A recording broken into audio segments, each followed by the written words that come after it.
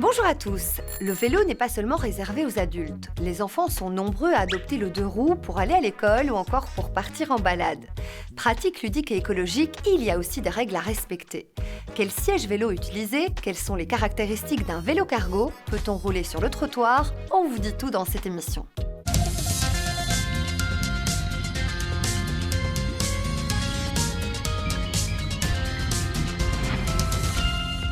Tous les jours, des centaines de familles emmènent leurs enfants à l'école, de plus en plus souvent en vélo cargo ou alors dans une remorque.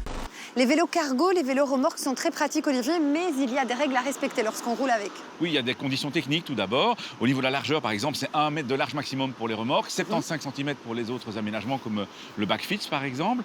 Au niveau de la visibilité, important, il faut 2 cathédoptres à l'arrière d'une remorque. Il faudra même ajouter un feu rouge si jamais le feu rouge du vélo est masqué par la remorque, et c'est généralement le cas. Le poids maximal, c'est 80 kg. On atteint rarement ce poids-là avec des enfants, bien entendu. La longueur maximale, c'est 2,50 m. Et surtout, important aussi à savoir, sur la route, on roule en file indienne. Il y a le vélo cargo, mais il existe aussi le vélo tracté. Comme son nom l'indique, il s'agit d'un vélo composé d'une seule roue et d'un cadre qui vient s'accrocher sous la selle du vélo de l'adulte. L'enfant peut donc pédaler par intermittence sans avoir à maîtriser la conduite qui est assurée par l'adulte. Le vélo tracté est un vélo d'enfant traditionnel fixé à celui de l'adulte grâce à une barre spéciale.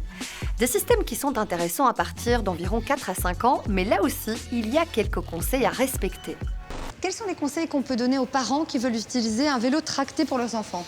Alors pour moi, les conseils importants sont les suivants. Je dirais la hauteur de selle, bien la modifier, bien la régler pour que l'enfant ait les 2 pieds au sol si il faut s'arrêter. Vérifier le poids maximum autorisé pour l'accessoire, très important également. Et aussi bien vérifier, bien faire attention à ce que l'enfant ne soit pas trop distrait, que ne s'endorme pas évidemment. Une question de sécurité, toujours. Pour les plus petits, il y a aussi le siège qu'on place à l'arrière du vélo. Tout à fait. Ceux-ci sont les modèles les plus utilisés qu'on vend et qu'on voit sur la route. Évidemment, s'entraîner une première fois sur terrain privé ou très peu fréquenté. Pourquoi? Parce que l'équilibre du vélo et de la conduite sera modifié, et donc faire attention à ça. Qu'en est-il des porte-bébés qu'on met à l'avant? Ceux-ci sont un petit peu moins fréquents. Pourquoi? Parce qu'ils influencent beaucoup justement cet équilibre de pilotage pour un vélo. Donc nous, on préfère éviter ce genre d'accessoires. Transporter ses enfants à vélo, c'est bien. Rouler à leur côté, c'est parfois encore mieux. Mais il faut privilégier la prudence. Il n'y a pas de bon moment pour apprendre à rouler à vélo. Cela doit venir de l'enfant. Dans les écoles, un brevet cycliste est organisé pour les élèves de 5e primaire. Je vous rappelle, le stop, c'est quoi? On doit s'arrêter, pied au sol, et on va aller tout droit, d'accord? Vous êtes formateur pro vélo, quel est l'objectif de ce brevet du cycliste? Alors, le brevet veut avant tout permettre aux enfants d'acquérir des compétences sur leur vélo. Généralement, ils sont déjà bien cyclistes, ils aiment le vélo loisir, mais n'ont pas de compétences dans la circulation. Le but, c'est quand même de pouvoir leur permettre de côtoyer les automobilistes et inversement que les automobilistes les côtoient avec respect. Et justement, comment se passe la cohabitation entre les conducteurs, les automobilistes, les formateurs et puis surtout les enfants? Alors, généralement, ça va très très bien. Pourquoi? Parce que les automobilistes, les adultes, ont beaucoup de respect pour les enfants sur le vélo et souvent ils sont en extase en voyant les enfants en apprentissage dans la circulation. Pour les enfants qui savent rouler, sachez que ceux de moins de 10 ans peuvent toujours rouler sur le trottoir. Alors certes, c'est parfois plus sûr d'être sur le trottoir pour un tout jeune que sur la chaussée.